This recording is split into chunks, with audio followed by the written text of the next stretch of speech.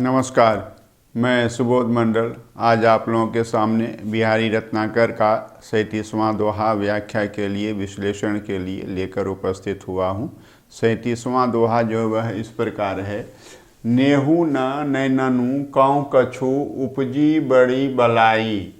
नेहू न नैननु कौ कछु उपजी बड़ी बलाई। नीर भरे नित प्रति रहे तऊ न प्यास बुझाई। यह दोहा है। इसमें कुछ शब्दों के अर्थ जान लेने से दोहे को समझने में बड़ी सुविधा होगी। नेहू, नेहू जो है वह नेह है, और नेह जो है यह स्नेह से व्युत्पन्न हुआ है, और स्नेह में श्लेष अलंकार है। क्यों? इसमें दो अर्थ चिपके हुए। एक तो स्नेह का अर्थ होता है तेल, और दूसरा अर्थ होता है प्रेम। यह कछु मतलब कुछ, उपजी माना उत्पन्न हुई, पैदा हुई, और बलाई, तो बलाई मतलब बला। यह फारसी का शब्द है। बलाई मतलब बला, फारसी का शब्द है यह। अब बला मतलब विपत्ति, आपत्ति, व्यग्रता, विकलता, बेचैनी।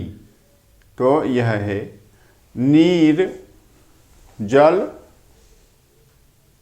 नित्य प्रति प्रतिदिन, तऊ तो भी, तऊ मतलब तो, यह है विरहिणी नायिका। नायिका विरहिणी है। वह अपने नायक से असंपृक्त है, विलग है, असंलग्न है, जुदा है। और इस जुदाई के कारण, इस विलगाव के कारण, इस वियोग के कारण, वियोगिनी नायिका है, वियोग के कारण वह जो है रोती रहती। उसकी आँखों से आंसू बहते रहते, और वह जो है अपनी व्यथा जो है, अपना दुख दर्द जो है, अपनी किसी अंतरंगिनी सहेली से, सखी से कहती है। उसकी अंतरंगिनी, अंतरंग सखी है, सहेली है। उससे वह अपनी व्यथा कह रही है, अपना दुख दर्द कह रही है। और बताया नायिका पूर्वानुरागिनी है और विरहिणी है। पूर्वानुरागिनी है और विरहिणी नायिका है। वह अपने दुख दर्द को अपनी सखी से साझा कर रही है। वह कहती है नेहू न,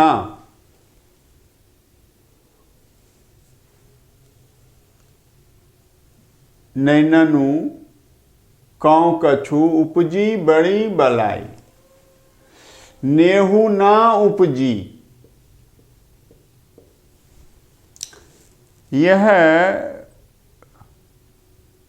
प्रेम नहीं उत्पन्न हुआ, यह प्रेम नहीं पैदा हुआ, बल्कि नैननु को उपजी बड़ी बलाई, कि आँखों को एक बड़ी बला लग गई। आँखों में एक बड़ी बला उत्पन्न हो गई है, उपज गई।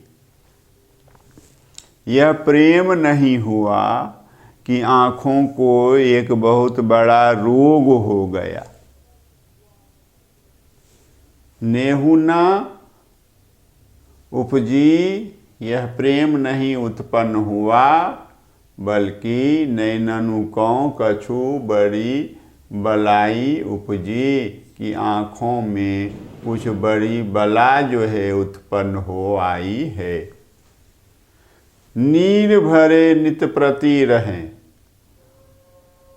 नित्य प्रति जो है, नयन जो हैं, नेत्र जो हैं, नयन जो हैं, नीर भरे रहते, जल भरे रहते, तऊ न प्यास बुझाई, और तब पर भी जो है वह प्यास नहीं बुझती है। यह है प्रेम की एक दशा ऐसी होती है जिसमें नायिका की यह स्थिति हो जाती है।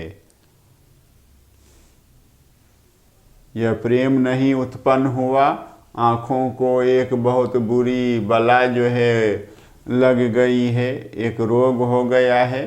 आँखें जो हैं हर पल जो हैं आंसुओं से भरी रहती हैं और फिर भी प्यास बुझती नहीं है। यह है। और इसमें जो है स्नेह है। तो स्नेहन जो है आयुर्वेद की एक उपचार पद्धति। स्नेहन, स्नेहन आयुर्वेद की एक उपचार पद्धति है। पंचकर्म की 5 विधियों में से एक है, जिसमें रोगी को क्या किया जाता है कि तेल या घी पिलाया जाता है। और इस विधि में, इस प्रक्रिया में यदि कुछ गड़बड़ी हो गई तो रोगी की दशा जो है बिगड़ जाती। ऐसी दशा हो जाती है रोगी की कि उसे बहुत प्यास लगती और पानी पीते पीते उसका पेट भर जाता है, लेकिन फिर भी उसकी प्यास बुझती नहीं है, ख़त्म नहीं होती है, समाप्त नहीं होती। तो प्रेम जो है वही ऐसा स्नेहन है कि यह लग जाने के बाद और प्रेम को पाने की लालसा जो है वह बढ़ जाती है और प्रेम से हृदय जो है, हृदय नहीं कह करके आँखें कहिए यहाँ, तो प्रेम से आँखें जो हैं आघाती नहीं हैं, तृप्त नहीं होती। और जब आँखें जो हैं प्रिय दर्शन से तृप्त नहीं होती हैं और प्रिय अदर्शन की स्थिति में हो जाते हैं, तो आँखें जो हैं नित्य प्रति जो हैं बरसती रहती हैं, रोती रहती हैं, आँखों में नित्य प्रति आंसू भरे रहते हैं और उसके नैनों की जो मिलने की आशा है वह बुझती नहीं है। नैनों के मिलने की जो प्यास है वह बुझती नहीं है। पिपासा शमित नहीं होती है, पिपासा शांत नहीं होती है। इसमें है क्या कि श्री कृष्ण का रूप जो है गत्यात्मक है, गतिशील है। श्री कृष्ण एक जगह जो है अस्थिर नहीं रहते हैं, जगह बदलते रहते हैं और उनका रूप जो है पल पल परिवर्तनशील है। इसलिए कृष्ण का एक देशीय दर्शन दुर्लभ है। एक देश में, एक स्थान पर ही सदैव कृष्ण का दर्शन जो है दुर्लभ है। तो ऐसी स्थिति में नायिका जो है इस दुर्लभता से दुखी होती है खुद को वियुक्ता वियोगिनी अनुभव करती है और विरहिणी की तरह आंसू बहाती रहती है और उसमें यह अपना वक्तव्य जो है, अपनी व्यथा जो है अपनी अंतरंगिनी सहेली को कहती है। तो इसमें जो अलंकार है वह श्लेष मूलक रूपक अलंकार है, श्लेष मूलक रूपक अलंकार है। दूसरा अलंकार विशेषोक्ति अलंकार है और तीसरा अलंकार जो है अद्भुत अलंकार है। और इसमें तिरस्कृत वाच्य ध्वनि है, इसमें तिरस्कृत वाच्य ध्वनि है, यह ध्यान में रखना है। और असंगति भी है क्योंकि आँखें जो हैं आंसुओं से भरी रहती हैं और हृदय की प्यास बुझती नहीं है। तो इसमें विरोधाभास भी है कि आँखें जो हैं तृप्त रहती हैं, भरी रहती हैं, पूर्ण रहती हैं, लेकिन प्यास बुझती नहीं है। तो विरोधाभास भी है, यह ध्यान में रखना है। और असंगति इसलिए है कि आँखें जल से भरी रहती हैं और हृदय की प्यास बुझती नहीं है। तो जल कहाँ भरा रहता है? आँखों में। प्यास किसकी नहीं बुझती है? तो हृदय की प्यास नहीं बुझती है। तो कारण कहीं है और कार्य कहीं है। तो इस कारण से असंगति अलंकार भी है। बड़ा अच्छा दोहा है यह, कविवर बिहारी का रचा हुआ यह दोहा एक विरहिणी नारी की वियोग की व्यथा का अच्छा वर्णन इस दोहे में है। बहुत बहुत धन्यवाद।